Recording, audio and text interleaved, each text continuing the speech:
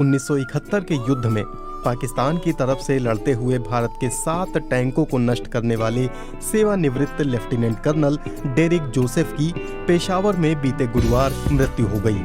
Colonel Joseph Pakistani सेना के उन अधिकारियों में से एक थे जिन्होंने युद्ध में अपनी बहादुरी से तो नाम कमाया ही, इसके अलावा अपने चरित्र और नैतिकता से बड़ी संख्या में अपने प्रशंसकों और दोस्तों को भी प्रभावित किया।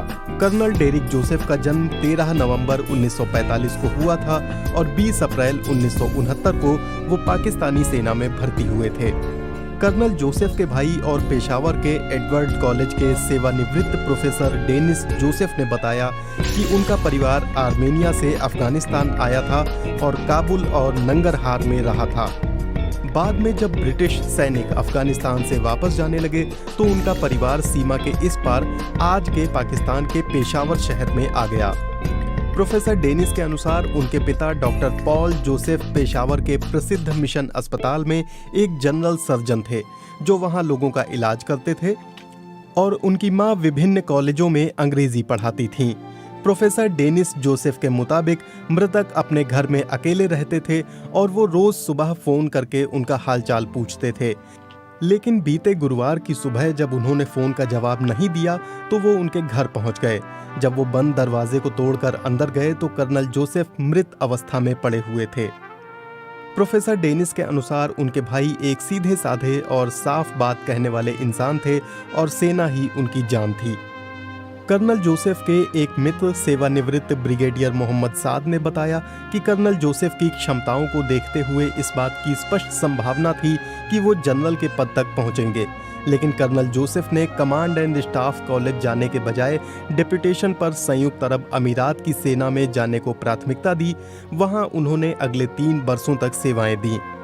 वो आगे कहते हैं, डेरेक परिवार का संबंध आर्मेनिया से था जो 19वीं सदी में अफगानिस्तान आया था, लेकिन बाद में उनके दादा और अफगानिस्तान के अमीर अब्दुल रहमान के बीच मतभेद पैदा होने के बाद 1890 में उनका परिवार अफगानिस्तान से पेशावर आ गया और बस यहीं का होकर रह गया।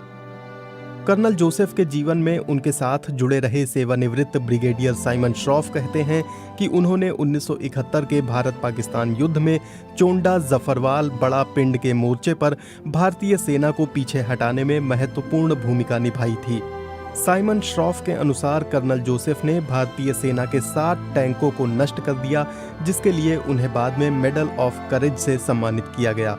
वो कहते हैं कि इस लड़ाई के दौरान कर्नल जोसेफ के एक टैंक को दुश्मन ने निशाना बनाया तो वो नष्ट हो गया, जिसके बाद उन्होंने दूसरे टैंक में बैठकर जंग लड़ी तो वो भी नष्ट कर दिया गया और इस हमले में वो खुद भी घायल हो गए थे। हालांकि इसके बावजूद उन्होंने हार नहीं मानी और वीरों की सूची में अपना नाम दर्ज कराया।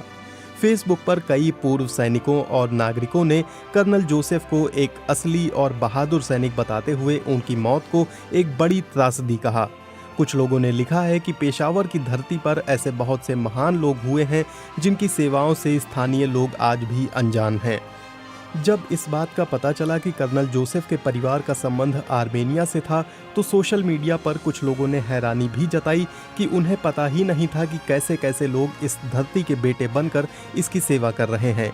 एक सोशल मीडिया यूजर तैयबूती ने लिखा कि वो 1994 से आर्म्ड कोर सेंटर नौशेरा में कर्नल जोसेफ से मिले थे, जहां उन्हें समारोह शुरू होने से पहले कुरान पढ़ने का अवसर मिला था। तैयबूती बताते हैं कि जब तक वो तिलावत करते रहे तो कर्नल जोसेफ कुरान की तिलावत के सम्मान में मंच पर खड़े रहे।